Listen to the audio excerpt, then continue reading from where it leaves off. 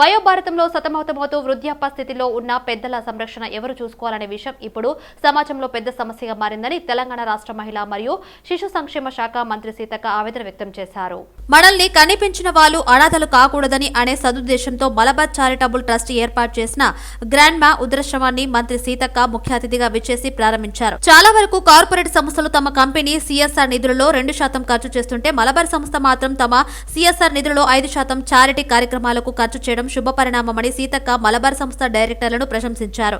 చందన్నగర్ లో ఏర్పాటు చేసిన ఈ ఆశ్రమంలో 135 మంది నిరుపేదలైన మహిళలకు ఆశ్రయం కల్పించి ఆహారం, దుస్తులు మరియు వైద్య సంరక్షణ అందజేస్తున్నామని Malabar groups chairman MP Ahmed తెలిపారు. కార్యక్రమంలో Serilingampally Congress incharge Jagadishwar Goud, Malabar groups vice chairman Abdul Salam తదితరులు పాల్గొన్నారు. పెద్దలను ఎవరు చూసుకోవాలి? వృద్ధులు ఓల్డేజ్ అనే కంటే నాకు పెద్దలు అనాలనిపిస్తుంది. మనల్ని కన్ని పెంచి ఇవాళ ఇక్కడ చూస్తుంటే 2 కొడుకులు ఉన్నారు, జాబ్ చేస్తుండ్రు కానీ వదిలేసిండ్రు. 2 పిల్లలు ఉన్నారు కానీ నా ఆస్తి అంతా తీసుకొని నన్ను బయటికి నెట్టేసిండ్రు. అప్పుడు మలబార్ ట్రస్ట్ వాళ్ళు మరి యొక్క హోంలోకి తీసుకొచ్చి నాకు షెల్టర్ ఇచ్చిరనేటువంటి ఒక భావోద్వేగంతో కూడినటువంటి భావాన్ని, బాధను వారు వ్యక్తం చేస్తుంటే ప్రతి కొడుకు, ప్రతి బిడ్డ ఒకరోజు తండ్రిలా ఓల్డ్ ఏజ్లోకి వస్తారు, ముసలమ్మల వయసు. కానీ అది మర్చిపోయి ఇప్పటి స్వార్థం కోసం తల్లిదండ్రులను బయటికి నెట్టేసి ఏదో సంతోషపడుతున్నామని అనుకుంటున్నారు. కానీ అది సంతోషం కాదు, వాస్తవంగా విచారకరమైనటువంటి సంఘటన. ఇలాంటి ఓల్డ్ ఏజ్ హోములు రావడం అనేది బాధాకరం.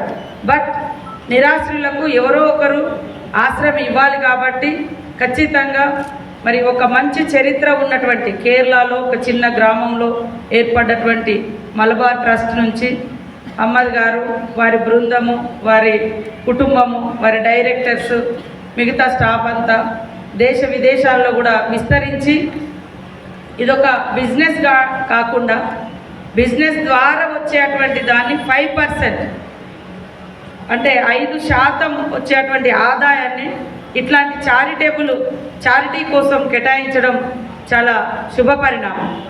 రామకృష్ణ మఠం అధిపతి స్వామి పరమార్థనికేతన్ అన్నారు. స్వామి వివేకానంద చికాగో ప్రసంగం స్ఫూర్తితో హైదరాబాద్ వేదికగా గ్లోబల్ స్పిరిచువల్ మహోత్సవం జరగడం శుభసూచకమన్నారు. ఇప్పటికే దేశవ్యాప్తంగా ఉన్న రామకృష్ణ మఠాలు సామాజిక సేవతో పాటు ఆధ్యాత్మిక సేవతో ప్రపంచ శాంతికి కృషి చేస్తున్నట్టున్న స్వామి పరమార్థనికేతన్తో మా bureau chief Srinivas face to face. ప్రపంచ ఆధ్యాత్మిక మహోత్సవానికి హైదరాబాద్ మహానగరం వేదిక కాబోతుంది. ఈ నెల 14 నుంచి జరగనున్న ఈ మహోత్సవ విశేషాలు రామకృష్ణ మఠం హైదరాబాద్ మఠాధిపతి స్వామీజీ ద్వారా తెలుసుకుందాం. చెప్పండి స్వామీజీ, ఈ మహోత్సవం యొక్క ప్రాధాన్యత ఏంది, దీని నేపథ్యం ఏంటి? ఇది విశ్వజనీనమైన గ్లోబల్ స్పిరిచువాలిటీ మహోత్సవం అని పేరు పెట్టారు. దానికి సబ్ టాపిక్గా ముఖ్యంగా మన ఉద్దేశపూర్వకమైన చర్చలు జరగబోతుంది. ఈ విషయం అంటే inner peace to world peace అని. ఎప్పుడైతే మనశ్శాంతి కలుగుతుందో, ఆధ్యాత్మిక శాంతి కలుగుతుందో, వ్యక్తిగతంగా శాంతి కలుగుతుందో, లోపల నుంచి ఆ తేజస్సు బయటికి వెళ్ళి యావత్ ప్రపంచానికి ప్రకాశం చేస్తుంది, అజ్ఞానం తొలగిస్తుంది, చీకటిని తొలగిస్తుంది. ఆ భావంతో ఈ 3 రోజుల సదస్సు ministry of culture, government of India వారి సహకారంతో, ధన సహాయంతో మరియు ఇక్కడ జరిగే హార్ట్ఫుల్నెస్ వాళ్ళ ఆధ్యాత్మిక సంస్థ ఒక కొలాబరేషన్తో జరగబోతుంది. స్వామీజీ, ఏవైతే ధర్మాలు ఒక ఉద్దేశంతో ఏర్పడ్డాయో ఆ ధర్మాలు సామాన్య ప్రజలకు చేరుతున్నాయా, చేరకుండా ఎలాంటి పరిస్థితులు అడ్డంకులుగా మారుతున్నాయి? ఈరోజు విశ్వశాంతి కోసం విశ్వంలో అశాంతి నెలకొంటున్న పరిస్థితిని ఎట్లా దూరం చేయొచ్చు? ముఖ్యంగా ఈ సమ్మేళనం ఏం జరగబోతుందో 14వ తారీఖు వివేకానంద స్వామి 1893 సెప్టెంబర్ 11వ తారీఖు చికాగోలో విశ్వమత మహాసభలో మొట్టమొదటి ప్రథమ ఉపన్యాసం ఇచ్చిందే ఈ 131 సంవత్సరాల నుంచి జరుగుతుంది. అది ఆ రోజు గమనించిన వారు సుమారు 37 మంది ఆధ్యాత్మిక గురువులు వేరే వేరే ప్రాంతాలకు చెందిన వాళ్ళు ఉపన్యాసం ఇచ్చారు. అయితే స్వామి వివేకానందులు వారు ఇచ్చిన 3.5 నిమిషం ఉపన్యాసం ఇప్పటికి కూడా ఒక ల్యాండ్ మార్క్గా, ఒక లైట్ హౌస్గా, ఒక కాంపాస్గా నిలబడింది. ఎందుకంటే ఆయన వ్యక్తిగతంగా ఆయన స్వార్థమైన ఆధ్యాత్మికత గురించి చెప్పలేదు. విశ్వజనీనమైన ప్రతి మానవుల్లో ఉండే దైవత్వం గురించి ఆయన ప్రచారం చేశారు. అది అందరికీ మనసు తట్టుకుంది, మనస్సులో ఇదైంది. 200 బెడ్లు హాస్పిటల్ కొత్తగా కట్టండి అని వాళ్ళు అది చేశారు. అక్కడ కూడా కేవలం మంది ఇవ్వడం కాదు, వాళ్ళలో నైపుణ్యత, వాళ్ళ మంచితనం, వాళ్ళ గొప్పతనం, వాళ్ళ సరళత, ఆధ్యాత్మికత కూడా మేము ఇస్తున్నాం మా స్కూల్ కాలేజీల ద్వారా. ఇది ఎంతవరకు ప్రభుత్వం సహకారం మరియు ప్రజల సహకారం, మీడియా సహకారం ఉంటే ఇంకా చక్కగా చేయొచ్చు. తక్కువ సమయంలో ఎక్కువ పనిని ఏ విధమైన భేదభావం లేకుండా చేసేది యోగం అంటాడు శ్రీకృష్ణుడు. ధన్యవాదాలు గురుజీ. మేము ప్రయత్నిస్తున్నాం. ధన్యవాదాలు గురుజీ. ఇది మొత్తం మీద ప్రపంచాన్ని ఆధ్యాత్మిక శక్తితోనే గెలవవచ్చు. అది వివేకానంద స్వామి చూపిన మార్గం. ఆ మార్గంలో ప్రభుత్వాలు పనిచేస్తుండడం, ప్రజల సహకారం అందుతుండడం, మా దేశవ్యాప్తంగా ఉన్నటువంటి రామకృష్ణ మఠాలు కూడా విశ్రాంతి లేకుండా దానికోసం ప్రయత్నం చేస్తున్నాయి. ఇప్పటికే అందిస్తున్నటువంటి సామాజిక కార్యక్రమాలకు ఆధ్యాత్మిక సేవతో పాటు సామాజిక సేవను కూడా అందిస్తూ దేశాన్ని ముందుకు తీసుకెళ్లే ప్రయత్నాలు జరుగుతున్నాయి. ప్రపంచ ఆధ్యాత్మిక మహోత్సవము పెద్ద ఎత్తున జరగనుంది అనే వివరాలు చెప్తున్న పరిస్థితి. వీడియో జర్నలిస్ట్ శ్యామ్ సుందర్తో శ్రీనివాస్, సిటీ విజన్, హైదరాబాద్. తెలంగాణ రాష్ట్రంలోని నిరుద్యోగుల పట్ల శాపంగా పరిణమించిన జీవో నెంబర్ 16 రద్దు చేసి తమకు న్యాయం చేయాలని తెలంగాణ నిరుద్యోగ జేఏసీ ప్రభుత్వానికి విజ్ఞప్తి చేసింది. సోమాజిగూడ ప్రెస్ క్లబ్ లో ఏర్పాటు చేసిన విలేకరుల సమావేశంలో జేఏసీ చైర్మన్ శంకర్ మాట్లాడారు. రాష్ట్రాన్ని నియంత్ర పాలించిన కేసీఆర్ ప్రభుత్వం దొడ్డిదారిన కాంట్రాక్టు పద్ధతుల విద్యాశాఖలో పనిచేస్తున్న 5,000 పైచిలుకు మందిని రెగ్యులర్ చేశారని వాపోయారు. ఇది పూర్తిగా రాజ్యాంగ విరుద్ధమైన చర్య అని మండిపడ్డారు. ఈ విషయంపై తాము రాష్ట్ర ఉన్నత న్యాయస్థానాన్ని ఆశ్రయించామని తెలిపారు. గత ప్రభుత్వం చేసిన అవినీతి అక్రమాలపై ప్రత్యేక దృష్టి సారిగా రేవంత్ రెడ్డి ప్రభుత్వం తమ సమస్యపై చిన్నచూపు చూస్తుందన్న భావన తమకు ఉందని అన్నారు. రేవంత్ సర్కార్కు చిత్తశుద్ధి ఉంటే తక్షణమే జీవన రద్దు చేసి దొడ్డిదారిన ప్రభుత్వ ఉద్యోగాలు రద్దు చేసి డైరెక్ట్ రిక్రూట్మెంట్ ద్వారా ఖాళీలలో భర్తీ చేయాలని డిమాండ్ చేశారు. ప్రజాపాలన అందిస్తామని ప్రభుత్వాన్ని ఏర్పాటు చేసిన రేవంత్ తెలంగాణలో అతి కీలకమైన నియామక ప్రక్రియను పారదర్శకంగా నిర్వహించకపోతే ప్రజా ఆగ్రహానికి తప్పదని హెచ్చరించారు. గతంలో 1994లో దొడ్డిదారి నియామకాలు ఉండయి, ఓన్లీ డైరెక్ట్ అపాయింట్మెంటే ఉంటుందని చట్టం చేసుకొని దాని తర్వాత వచ్చిన ప్రభుత్వాలు 2000 నుంచి 2012 వరకు దొడ్డిదారి నియామకాలు అంటే కాంట్రాక్టు, అవుట్సోర్సింగు, గెస్టు లాంటి ఇతరత్ర నియామకాలు చేసి ఏళ్ల తరబడి మేము చేసినామనే పేరట మమ్మల్ని రెగ్యులరైజ్ చేయాలి అని డిమాండ్ పెడితే గత ప్రభుత్వం నీళ్లు, నిధులు, నియామకాలు మనవి పోతున్నాయి, పరాయి పాలనలో దోపిడీ జరుగుతుందని మమ్మల్ని రెచ్చగొట్టి మా మరణాల మీద, మా శవాల మీద పేలాలనుకున్న టీఆర్ఎస్ ప్రభుత్వం, ముఖ్యమంత్రి చంద్రశేఖర్ రావు ఓటు బ్యాంకు రాజకీయాల కోసం, వాళ్ళ మన్ననల కోసం, టీఆర్ఎస్ కార్యకర్తలా పనిచేసిన వాళ్ళ మన్ననలను పొందడానికి కోసం 2016 నాడు 16 జీవో నెంబర్ 16 తీసుకొచ్చి దొడ్డిదారిన నియామకాలు చేయడానికి, రెగ్యులరైజ్ చేయడానికి ప్రయత్నించింది. దీన్ని గమనించిన మేము వివిధ రకాలైన కేసుల ద్వారా రాష్ట్ర అత్యున్నత న్యాయస్థానాన్ని ఏదైతే ఆశ్రయించి మేము స్టే తీసుకొచ్చి ఆపడం జరిగింది.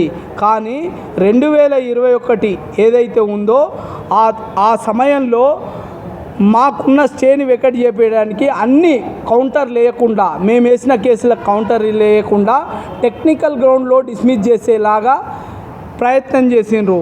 దీన్ని గమనించిన మేము సుప్రీంకోర్టును ఆశ్రయించి టెక్నికల్ గ్రౌండ్లో కాదు, ఆర్డర్ ఆఫ్ మెరిట్లో కేసు డిస్మిస్ చేయాలి, డిసైడ్ చేయాలి అనే ఒక నిర్ణయాన్ని తీసుకొని రాష్ట్ర హైకోర్టుని మళ్ళీ ఆశ్రయించడం జరిగింది.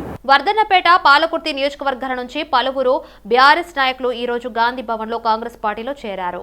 AICC incharge Deepadas Munshi, TPCC working president Mahesh Kumar Goud గారి సమక్షంలో ఎమ్మెల్యేలు నాగరాజు, యశస్విని రెడ్డిల ఆధ్వర్యంలో కాంగ్రెస్ లో చేరారు. రైతు బంధుకు సంబంధించి ఉప ముఖ్యమంత్రి మల్లు భట్టి విక్రమార్క కీలక ప్రకటన చేశారు. కొండలు, గుట్టలు, రోడ్లకు తాము రైతు బంధు ఇవ్వకూడదని నిర్ణయించుకున్నామని స్పష్టం చేశారు. ఇవాళ జరిగిన ప్రెస్ మీట్ లో ఆయన ప్రస్తుతం రైతు బంధును పాత డేటా ప్రకారమే ఇస్తున్నట్లు తెలిపారు. ప్రస్తుతం 4 ఎకరాల లోపు ఉన్న వారికి రైతు బంధు ఇస్తున్నామని, త్వరలో 5 ఎకరాల లోపు ఉన్న వారికి ఇస్తామన్నారు. వ్యవసాయం చేసే వారికే రైతు బంధు ఇస్తామని స్పష్టం చేశారు. రాష్ట్రంలో వ్యవసాయ పంపులకు మీటర్లు పెట్టేదే లేదన్నారు. రాష్ట్రంలో ప్రతి మహిళను మహాలక్ష్మిగా భావించి గౌరవిస్తామన్నారు. స్వయం సహాయక బృందాలను గత ప్రభుత్వం నిర్లక్ష్యం చేసిందని ఆరోపించారు. ఈ నెల 11వ తేదీన ఇందిరమ్మ ఇళ్ల కార్యక్రమాన్ని ప్రారంభిస్తామన్నారు. 12వ తేదీ నుంచి ఇందిరా క్రాంతి పేరుతో మహిళలకు వడ్డీ లేని రుణాలు ఇచ్చే పథకాన్ని ప్రారంభిస్తామని తెలిపారు. కాళేశ్వరం, కొన్ని విద్యుత్ ప్రాజెక్టులను తాము నిర్ధారక ఆస్తులుగా వదిలేయమని వెల్లడించారు. గృహలక్ష్మిపై కొంతమంది తప్పుడు ప్రచారం చేస్తున్నారని ఆవేదన వ్యక్తం చేశారు. గత ప్రభుత్వంలో ఉన్నటువంటి పెద్దలు కాంగ్రెస్ కావాలా, కరెంటు కావాలా, కాంగ్రెస్ వస్తే కరెంటు ఉండదు, నేను వస్తేనే నా దగ్గర నుంచే కరెంటు పుడుతుందని చెప్పినటువంటి వాళ్ళందరికీ ఈ వాస్తవాలు తెలియాలని వాళ్ళు చేసే తప్పుడు ప్రచారానికి, అంటే లేనిది ఉన్నట్టు, ఉన్నది లేనట్టు భ్రమలు కల్పించి ఆ సోషల్ మీడియా ద్వారా కొంత తప్పుడు సమాచారాన్ని రాష్ట్ర ప్రజలకి మధులో ఎక్కించాలని ప్రయత్నం చేస్తూ ఉన్నారు. ఫిగర్స్ తో సహా, ఫ్యాక్చువల్ ఫిగర్స్ తో సహా ఇది ప్రజలందరికీ తెలియచెప్పాలనే ఆలోచనతోనే మీ అందరూ పిలవటం జరిగింది. ఉదాహరణకి 2022 డిసెంబర్లో 200 మిలియన్ యూనిట్స్ వాడితే డిసెంబర్ 2023 అంటే కాంగ్రెస్ ప్రభుత్వం వచ్చిన తర్వాత 2007.7 మిలియన్ యూనిట్స్ ని సరఫరా చేశాం. As against 200 units, mega units.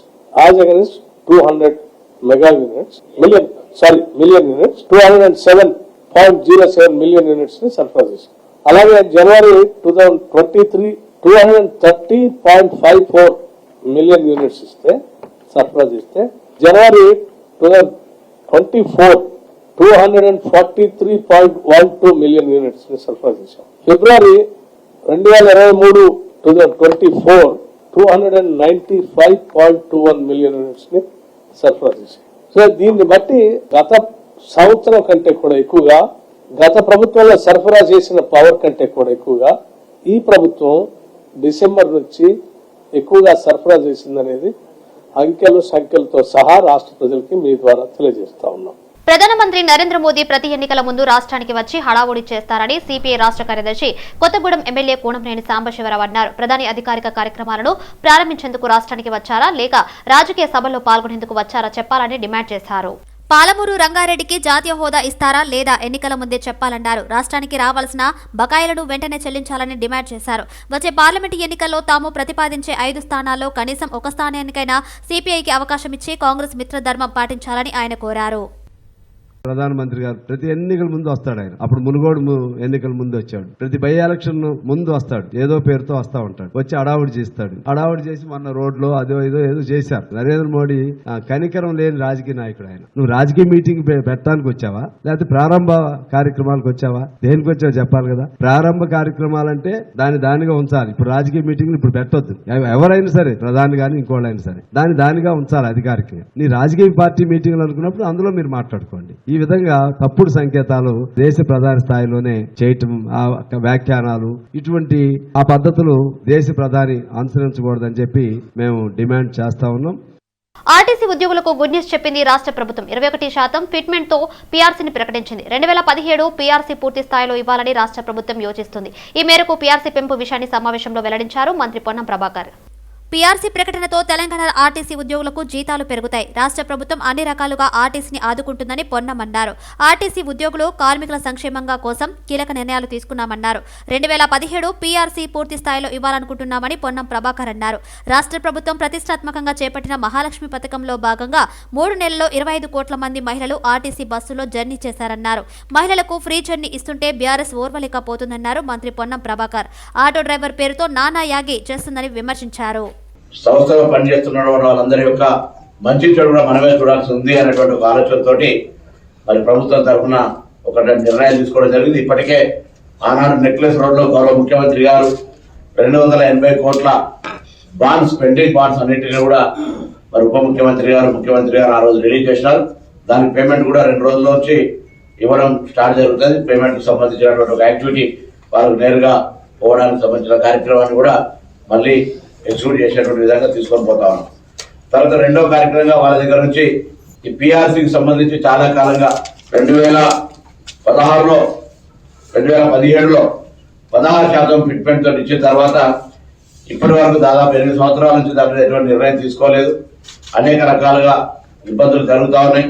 దాన్ని ఎట్లా ఓవర్కమ్ కావాలని ఆలోచించినప్పుడు మరి దానిపైన కూడా మళ్ళీ వాస్తవంగా ములిగే రక్క మీద తాటిపట్టు పడ్డట్టుగా ఆర్టీసీ సంస్థ ఇప్పటికే గతంలో జరిగినటువంటి అనేక అంశాల వల్ల కొంత ప్రావిడెంట్ ఫండ్ను వాడుకున్నటువంటి పరిస్థితి, సిఎస్ను కోఆపరేటివ్ సెస్ను వాడుకున్నటువంటి ఇవన్నీ కూడా చాలా మీరు కూడా చూసుంటారు. చాలా అంటే చాలా కమిటెడ్ గా డెడికేటెడ్ చేసే మన వర్క్ ఫోర్స్ కి ఒక మంచి గుర్తింపు దొరికిందని చెప్పడానికి నాకు చాలా సంతోషంగా, గర్వంగా కూడా అనిపిస్తుంది. సో ఇంకోటిసారి మొత్తం తెలంగాణ ప్రభుత్వానికి ధన్యవాదాలు తెలుపుతున్నాను. It will be big jump for our salary jump for our employees. Sir ఇప్పుడు మినిస్టర్ గారు చెప్పినట్లు ఆల్మోస్ట్ మనకు 8,000 to 10,000 రూపీస్ బెనిఫిట్ అవుతుంది. అది కాకుండా దాదాపు 53,000 మందికి ఈ యొక్క బెనిఫిట్ దొరుకుతుంది. సో మే నెల జీతము మన జూన్ 1 నుంచి ఈ ఒక న్యూ PSK లో ఇంప్లిమెంట్ కావడం జరుగుతుంది.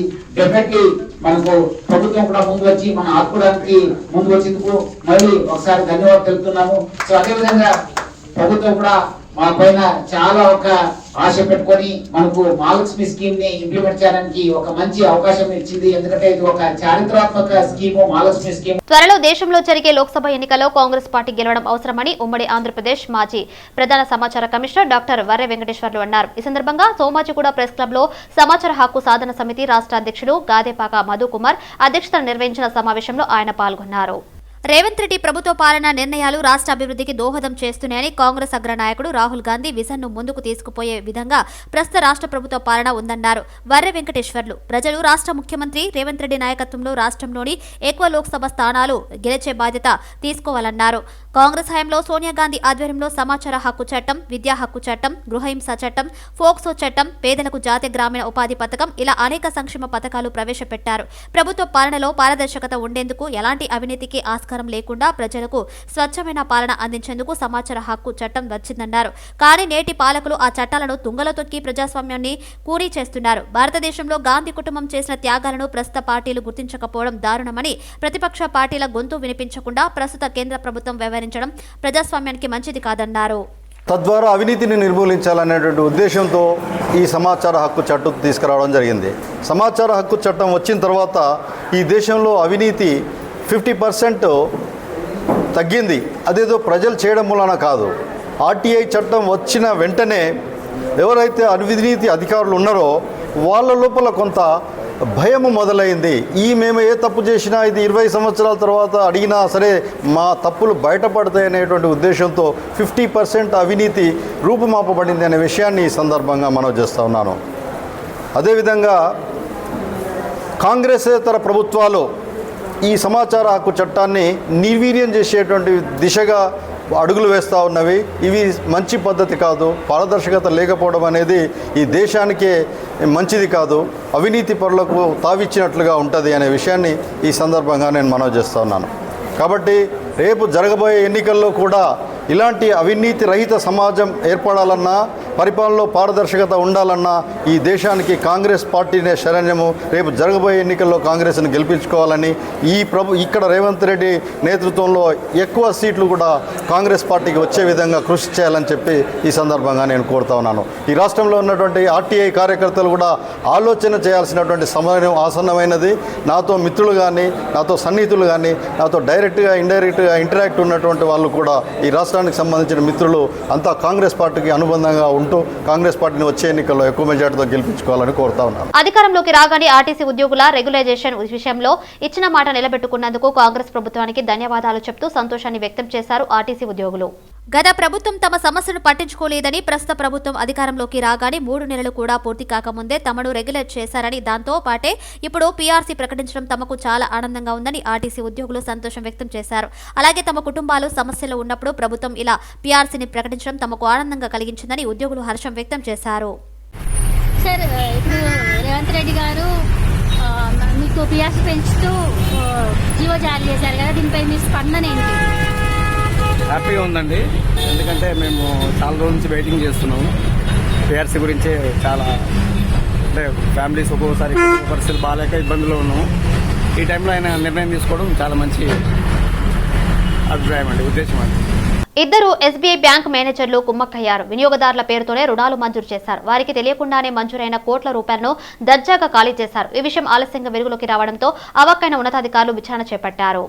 వ్యక్తిగత రుణాల కోసం బ్రాంచ్కు వచ్చే వారి నుంచి డాక్యుమెంట్లను తీసుకుని అర్హత లేదంటూ చెప్పేవారు. ఆ తర్వాత అవే డాక్యుమెంట్లతో రుణాలను తీసుకున్నారు. వినియోగదారుల పేరుతో మంజూరైన రుణం సొమ్ములను గంగమల్లయ్య సహకారంతో షేక్ సైదులు, అతడి భార్య షేక్ సుష్మా, కుమారుడు షేక్ ఫీరయ్యల ఖాతాలకు బదిలీ చేశాడు. ఇలా 19 మంది వినియోగదారులకు సంబంధించిన 2,84,80,000 రూపాయలను ఖాతాలో మళ్లించారు. గంగమల్లయ్య బదిలీ అనంతరం వీర వసంతరాయుడు మేనేజర్గా రావడంతో లోన్ రికవరీ గురించి ఆరా తీయడంతో విషయం బయటపడింది. CCS పోలీసులకు ఫిర్యాదు చేయడంతో కేసును ఉప్పల్ పోలీసులకు బదిలీ చేశారు. షేక్ సైదులు, సుష్మా, పీరయ్య, మేనేజర్ గంగా మల్లయ్య అందరూ పరారీలో ఉన్నారు. ప్రధాని మోదీని బడే బాయ్ అని ఎప్పుడు ఆయన ఆశీర్వాదం ఉండాలని ముఖ్యమంత్రి రేవంత్ రెడ్డి అన్నారని ఢిల్లీలో కాంగ్రెస్ ప్రభుత్వం రాదని చెప్పకనే చెప్పారని బీఆర్ఎస్ సీనియర్ నేత సిద్దిపేట ఎమ్మెల్యే హరీష్ రావు అన్నారు. ఇవాళ ఆయన తెలంగాణ భవన్ లో మాట్లాడుతూ కేసీఆర్ పాలనలో ఏ రోజు కరెంటు పోలేదన్నారు. కానీ కాంగ్రెస్ ప్రభుత్వంలో కరెంటు కోతలు మొదలయ్యాయని విమర్శించారు. దేశవ్యాప్తంగా రైతులు తీవ్ర ఆందోళనలో ఉన్నారని ఢిల్లీలో కాంగ్రెస్ వచ్చేది లేదు, ఇక్కడ కాంగ్రెస్ ఓడిపోతే పోయేది లేదన్నారు. కాబట్టి తెలంగాణ ప్రయోజనాల కోసం కొట్లాడే బీఆర్ఎస్ అభ్యర్థులను గెలిపించాలని పిలుపునిచ్చారు. కాంగ్రెస్ ఇచ్చిన హామీలు అమలు కావాలంటే బీఆర్ఎస్ పోరాటంతోనే సాధ్యమవుతుందన్నారు. రుణమాఫీ, రైతు బంధు, కరెంట్ బోనస్ ఇవ్వనందుకు రైతులు ఏకమై వచ్చే ఎన్నికల్లో కాంగ్రెస్ కు చురక పెట్టాలన్నారు. కాంగ్రెస్ నేతలు 100 రోజుల్లో 13 హామీలు అన్నారని, డిసెంబర్ 9వ తేదీన రుణమాఫీ అన్నారని, ఎన్ని 9వ తేదీలు మారినా రుణమాఫీ మాత్రం కావడం లేదన్నారు. బోనస్ విషయంలో దగా, రుణమాఫీ విషయంలో దగా, ఉచిత కరెంట్ విషయంలో దగా, రైతు బంధు విషయంలోనూ దగా. మొత్తానికి కాంగ్రెస్ పాలన అంటేనే దగా అన్నట్లుగా ఉందన్నారు. కాంగ్రెస్ చేసిన దగాలు 420 ఉన్నాయని విమర్శించారు.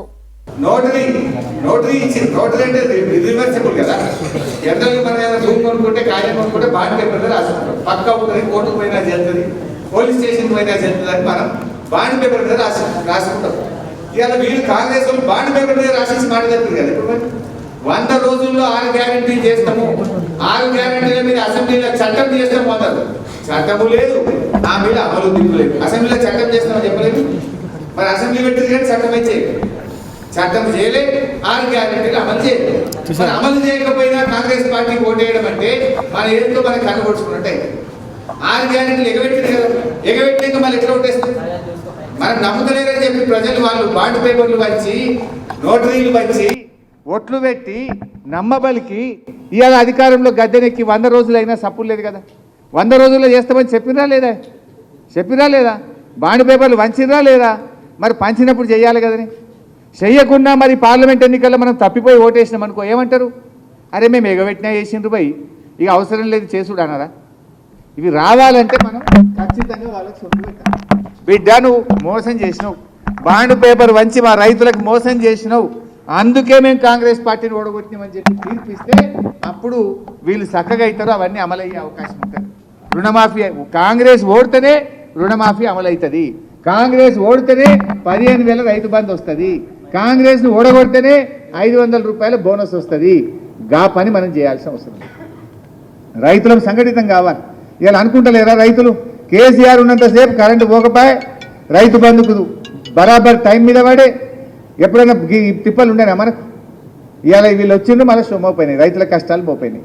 అందువల్ల మనము ఈ పార్లమెంట్ ఎన్నికల్లో ఖచ్చితంగా 2,000 కోట్ల డ్రగ్స్ కేసుతో సంబంధం ఉన్నట్లు ఆరోపణలతో తమిళ సినీ ప్రొడ్యూసర్ జాఫర్ సాదిక్ ను Delhi police special cell narcotics control board ఇవాళ అరెస్ట్ చేశారు. గతంలో అంతర్జాతీయ డ్రగ్స్ ట్రాఫికింగ్ నెట్వర్క్ ను ఛేదించేందుకు narcotic control bureau, Delhi special cell సంయుక్తంగా నిర్వహించిన ఆపరేషన్ లో ఈ కేసుతో సంబంధం ఉన్న 3 వ్యక్తులను ఢిల్లీలో అరెస్ట్ చేశారు. వారి నుంచి మత్తు పదార్థాలను తయారు చేసే రసాయనాలను పెద్ద మొత్తంలో స్వాధీనం చేసుకున్నారు.